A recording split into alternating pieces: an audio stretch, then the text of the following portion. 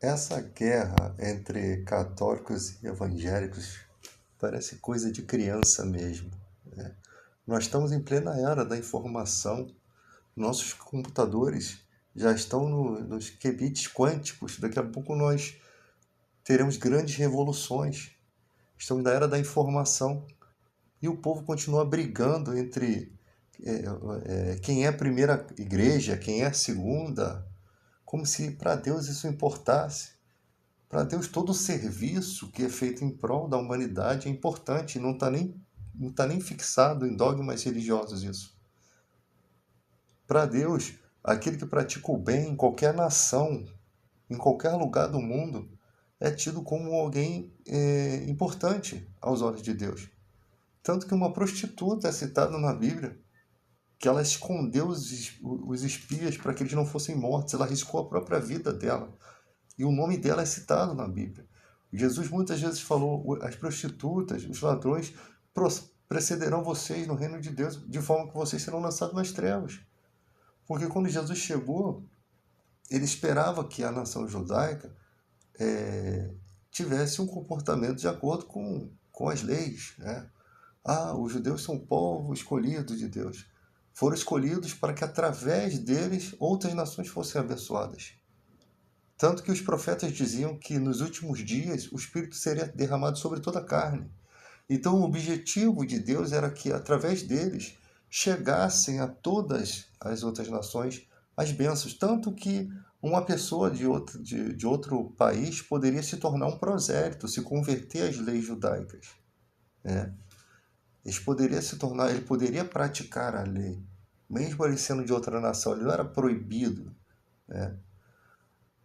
E aí o que acontece? Ficamos nessa briga. O Papa Francisco, ele disse para os jovens católicos que vocês têm que ser revolucionários, vocês têm que remar contra a corrente. Se a gente vai fazer um debate entre evangélicos e católicos, uma conversa bíblica, eu não vou tocar naquilo que você acredita. Por exemplo, se eu não acredito nas questões referentes a Maria, né, eu não vou discutir com o católico de acordo com o que ele acredita. Se eu for conversar com um testemunho de Jeová, que acredita em transfusão de sangue, eu não vou discutir isso com ele. As ideias dele são deles. Eu vou discutir outros aspectos da Bíblia, né, que a gente tem alguma concordância. Porque o Espírito Santo é um só. Se o Espírito Santo não convenceu aquelas pessoas de que aquele texto não está da forma que ela está aplicando, alguma coisa está errada. Há uma só fé e um só Espírito. Então, conforme a gente vai pregando a palavra de Deus, a palavra que não volta vazia, essa palavra, o efeito dela vai transformar pensamentos, vai transformar atitudes. O que não pode é a inimizade, a contenda, ou até porque essas inimizades e essas contendas chegam a criar-se guerras. Quando um pastor faz um discurso contra as pessoas do mundo, olha só, o pastor ele não está aqui para discursar para as pessoas do mundo. Ele está aqui para pregar o evangelho do reino. Jesus, quando ele vinha andando, as pessoas se aproximavam dele, Jesus não fazia acusações ou impedia alguém de tocar, de receber dele algo. Ali eram pessoas de naturezas diversas.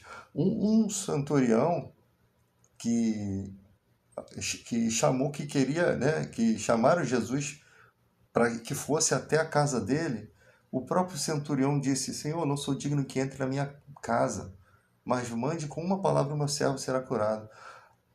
Na antiguidade, os romanos tinham práticas sexuais diferenciadas de todos.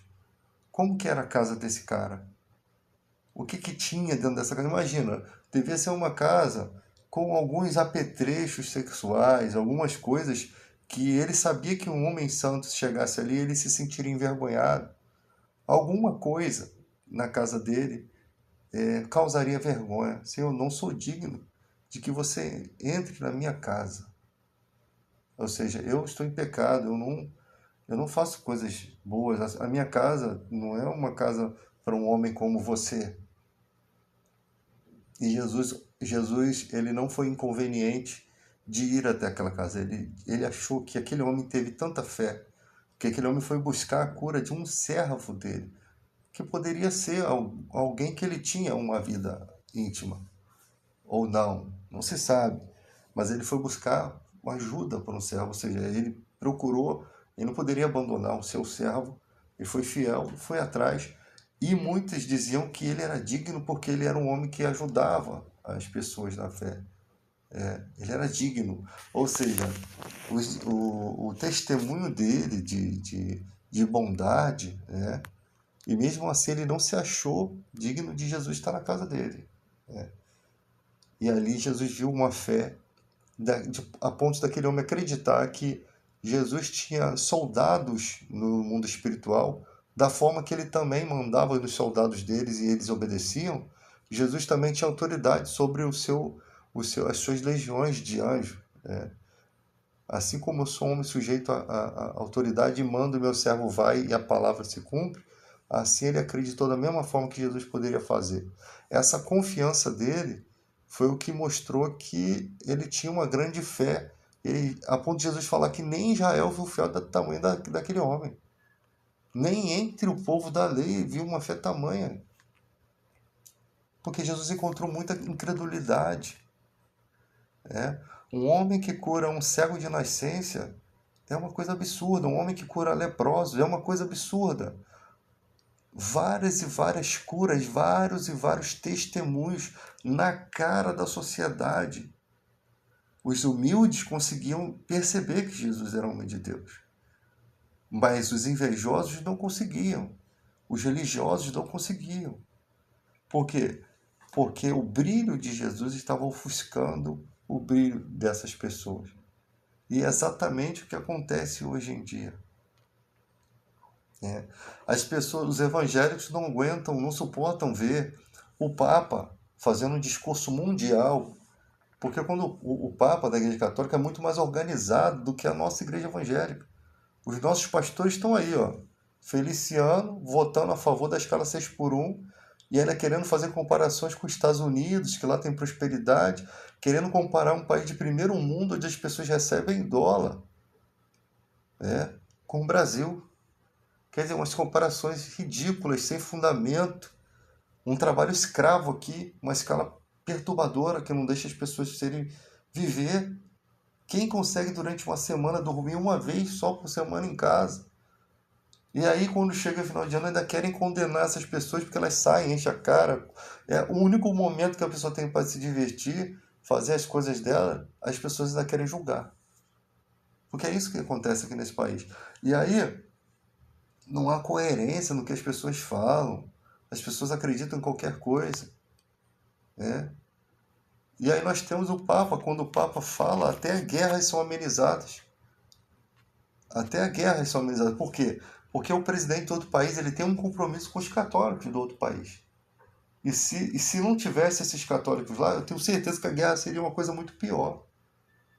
Eu tenho certeza que eles se restringem a fazer maldades tão grandes por conta desses católicos que estão ali observando e vão criticar o governo e vão argumentar nessa era digital, vão falar na internet sobre aquilo e vão manchar a imagem que o presidente precisa ter uma imagem coerente, ele precisa, né, de ter algumas desculpas para dar. Ele faz as coisas por debaixo dos panos. Quando você tem um país que é totalmente manipulado, que não tem esses impedimentos, as maldades rolam de forma abrupta com a sociedade. Então há um equilíbrio